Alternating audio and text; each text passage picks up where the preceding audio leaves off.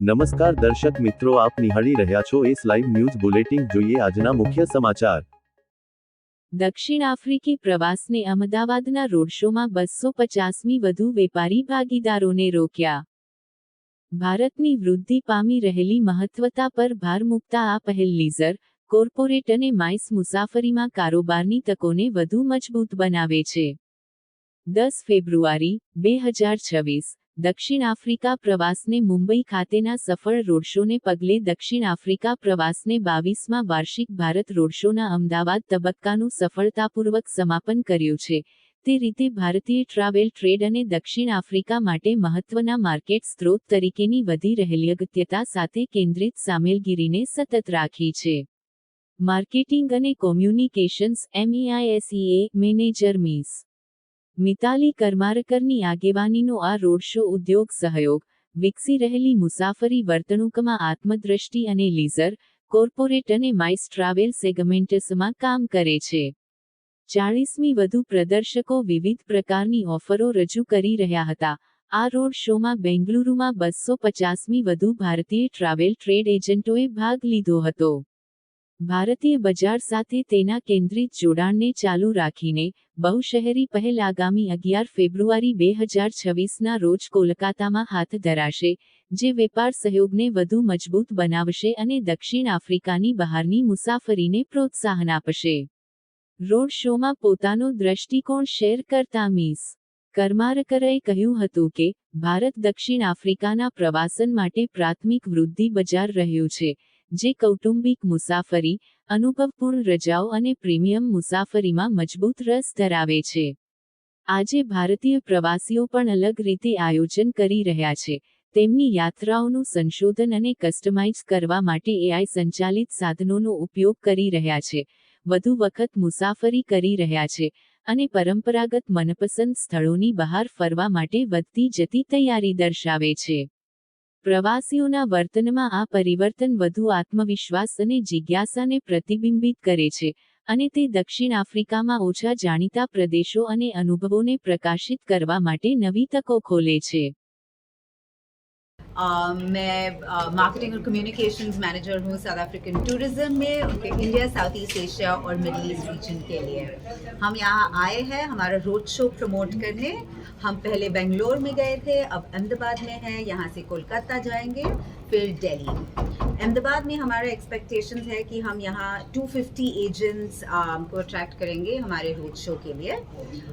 South Africa ने ये साल 69,680 अराइवल्स आए हैं इंडिया से. अहमदाबाद गुजरात में से गुजरात हमारा टॉप 10 सोर्स मार्केट्स में है. अहमदाबाद अबाउट 40.8% जो हमारे अराइवल्स हैं अहमदाबाद से वो माइस मार्केट से है, और 38.8% जो अराइवल्स है वो है बिजनेस के लिए. તેણીએ વધુમાં ઉમેર્યું હતું કે, અમદાવાદ ભારતમાં દક્ષિણ આફ્રિકા માટે એક મહત્વપૂર્ણ સ્ત્રોત બજાર તરીકે ઉભરી આવ્યું છે. શહેરના લીઝર અને બિઝનેસ ટ્રાવેલર્સ બંને વિવિધ, અનુભવ આધારિત મુસાફરીઓમાં મજબૂત રસ દર્શાવે છે. આ પ્રવાસીઓ લાંબા અંતરના સ્થળોની શોધખોળમાં વધુને વધુ આત્મવિશ્વાસ ધરાવે છે અને સંસ્કૃતિ, પ્રકૃતિ, તરબોળ અનુભવો અને લીઝર સાથે વ્યવસાયને જોડવાની તકોનું સંતુલન શોધે છે. રોડ શો દ્વારા, અમે અમદાવાદના ટ્રાવેલ વેપાર સાથે અમારા જોડાણને મજબૂત બનાવવા અને બજારમાં દક્ષિણ આફ્રિકાની દૃશ્યતા અને આકર્ષણને વધુ વધારવાનો હેતુ રાખીએ છીએ. શહેરના પ્રવાસીઓ દક્ષિણ આફ્રિકામાં વૈવિધ્યસભર અને સમૃદ્ધ અનુભવો માટે સ્પષ્ટ ભૂખ દર્શાવે છે, જેમાં નવા સ્થળો અને અનુભવોની શોધખોળ કરવાની વધતી જતી વૃત્તિ છે. વન્યજીવન સફારી પ્રવાસીઓમાં ખાસ કરીને મજબૂત આકર્ષણ રહે છે.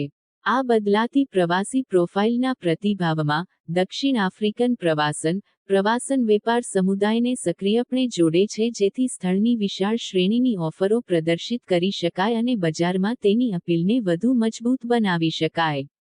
દક્ષિણ આફ્રિકા 2026 સુધીમાં ભારતીય પ્રવાસીઓનું આગમન કોવિડ પૂર્વેના સ્તર સુધી પરત આવવાનો હેતુ ધરાવે છે અને ભારતીય ભાગીદારો સાથે લાંબા ગાળાની ભાગીદારી ઊભી કરવા માટે પ્રતિબદ્ધ છે, જે વિવિધ પ્રવાસીને મેળ ખાય તેવા અનુભવો પ્રદાન કરશે અને દક્ષિણ આફ્રિકાને મુલાકાત લેવાના આવશ્યક સ્થળ તરીકે સ્થિત કરશે. આ રોડ શો ભારતીય માર્કેટ સાથે જોડાણને વધુ મજબૂત બનાવવાની દેશની પ્રતિબદ્ધતાને પુનઃવેગ આપવા ઉપરાંત તે વધુને વધુ પ્રવાસીઓને આગામી વર્ષોમાં રેઇનબો લેન્ડ શોધવા માટે પ્રેરણા આપશે.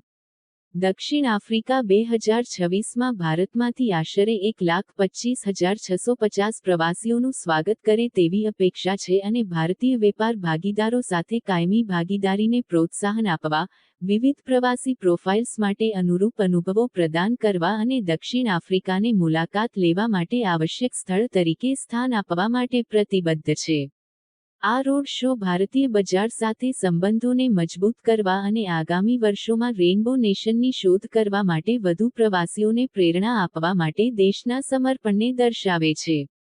દેશ 2027 ઓડી વર્લ્ડ કપનું આયોજન કરવા માટે પણ તૈયાર છે, જે દેશના વૈવિધ્યસભર પ્રવાસન આકર્ષણો પ્રદર્શિત કરવા અને વિશ્વભરના મુલાકાતીઓને આકર્ષવા માટે એક આકર્ષક તક પૂરી પાડે છે. ચાલુ વેપાર જોડાણ, લક્ષિત ગ્રાહક સંપર્ક અને નવીન માર્કેટિંગ પહેલ દ્વારા, પ્રવાસન બોર્ડ ભારતમાં તેની હાજરી વિસ્તારવા માટે પ્રતિબદ્ધ છે. તો દર્શક મિત્રો, આ હતા અત્યાર સુધીના સમાચારની ખાસ ગતિવિધિ માટે આપ નિહાળતા રહો એસ લાઈવ ન્યૂઝ બુલેટિન. નમસ્કાર.